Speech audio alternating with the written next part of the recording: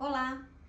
No vídeo de hoje nós vamos conversar sobre a importância de implementar um programa de pequenos passos no tratamento do mutismo.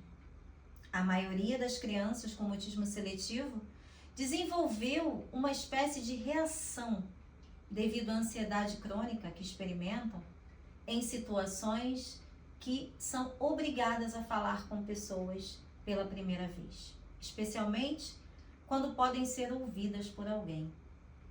Estamos falando aqui da expectativa da fala.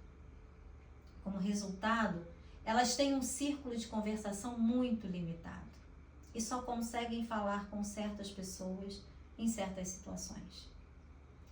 Após uma avaliação minuciosa de um profissional devidamente habilitado para o tratamento do mutismo seletivo, todo o trabalho para superar esse tipo de dificuldade tem que começar com a garantia de que as pessoas que estão envolvidas com a criança, no ambiente escolar e em casa, tenham um total entendimento sobre o que fazer para incentivar a comunicação e a confiança para tentar novas formas de iniciar a fala e o que não ajuda e mantém o mutismo. Ou seja, comportamentos que reforçam negativamente o quadro clínico de mutismo seletivo. É fundamental que essas pessoas envolvidas com a criança mutista recebam a psicoeducação. Isso vai fazer com que as pessoas entendam o que é o mutismo seletivo e como ele deve ser de fato tratado. Para as crianças menores de 2, 3 anos, uma mudança nas reações e nas expectativas de outras pessoas, juntamente com o encorajamento e apoio para desfrutar da comunicação verbal num primeiro momento, pode ser suficiente para facilitar uma progressão em direção à comunicação oral. E quando a gente não vê nenhuma mudança, quando nenhuma mudança é notada, a gente precisa de fato organizar um plano de intervenção dentro dos moldes da terapia cognitivo-comportamental. Esse programa, ele utiliza 3 técnicas comportamentais que visam provocar e generalizar a fala. A primeira técnica é o desvanecimento do estímulo, onde a gente inclui uma pessoa no círculo de fala. Geralmente a criança já está ali falando com um dos principais cuidadores, numa situação de ansiedade mínima, e a gente introduz uma pessoa nova no círculo de fala. E a gente começa essa introdução gradualmente.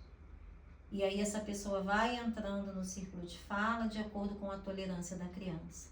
E vamos aos poucos ajudando-a a ir suportando a presença da pessoa conforme a sua ansiedade vai diminuindo e se ajustando àquele momento de exposição. Assim ela consegue tolerar outra pessoa se aproximando gradualmente e se juntando à atividade. A definição de metas mais específicas, ela só é apropriada para as crianças mais velhas, para os adolescentes, que entendem os princípios envolvidos e estão motivadas a superar as suas dificuldades, já atingindo um ponto do mutismo em que elas não têm mais controle, está muito arraigado. Então ela já entende a importância desse tratamento. Quando a gente fala em modelagem, a criança começa com uma comunicação não verbal, com uma ponte comunicacional em alguma situação de ansiedade mínima e dá pequenos passos em direção à comunicação oral, aumentando gradualmente o seu esforço. E aí a criança começa a aumentar a voz, o tom da voz. Ela aos pouquinhos vai se acostumando com aquela situação.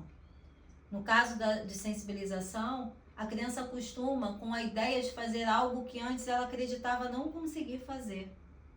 E aí ela vai realizando algumas atividades aos pouquinhos, numa hierarquia. Por exemplo, num primeiro momento ela permite que um professor ou colegas ouçam a sua voz gravada, ou ela fala com um colega por telefone antes de tentar pessoalmente. Mas, Fran, qual a melhor técnica a ser utilizada? Desvanecimento ou modelagem? Na prática, nós usamos uma combinação de técnicas, dependendo da idade da criança, quão ansiosa ela está e se a gente vai poder contar com a presença dos pais. Atividades de sensibilização, elas podem desempenhar um papel valiosíssimo, tanto em programas de desvanecimento quanto em modelagem. Mas a gente nunca deve permitir como um substituto para a fala. Fran, qual é a melhor técnica conforme as idades? Até os 6, 7 anos, a gente utiliza muito o desvanecimento do estímulo, conhecido como fade-in, como shaping. Ele funciona muito bem com as crianças pequenas. As crianças se beneficiam das sessões individuais, em grupo, e aí elas não sentem essa pressão para falar e a gente consegue ir introduzindo outras pessoas no círculo de fala. Elas estão ali num contexto mais lúdico, brincando, e aí, por ser um tratamento muito mais comportamental nessa faixa etária, normalmente a gente cria grupos e aí a gente vai aos pouquinhos introduzindo outras pessoas no círculo de fala e é bem mais fácil a gente conseguir um êxito no tratamento com as crianças menores. E se os pais forem os intervencionistas, aqueles que vão para a escola, aqueles que vão fazer as exposições, eles devem receber de um terapeuta especialista em mutismo todas as orientações, serem orientados do processo. Quando são crianças maiores, 6, 7, 8 anos, a gente precisa trabalhar assim com as estratégias que eu mencionei, mas caso a gente não veja tanto resultado, a gente precisa criar um plano específico, porque muitas vezes essas crianças são mais resistentes ao processo psicoterapêutico, até por eles entenderem muito mais sobre os seus medos, sobre os seus maiores medos. Então, caso eles não queiram se expor à técnica do desvanecimento, a gente pode criar um programa onde a gente consiga trabalhar com modelagem, onde a gente vá utilizando a desensibilização sistemática, mas a gente precisa ir colocando-os em processo psicoterápico. E com que frequência ou quanto tempo vai demorar para que a fala venha? Bom, um programa de modelagem para provocar a fala só deve ser tentado se a criança puder ser vista individualmente num curto período de tempo, ou seja, 3 ou mais vezes por semana. E, no caso do desvanecimento de estímulo também. Menos que isso, cada vez que você vai estar com a criança é como se você reiniciasse o processo. Então, é muito importante que vocês entendam que o tratamento do mutismo seletivo convoca assiduidade, assiduidade, assiduidade. Repetição, repetição, repetição.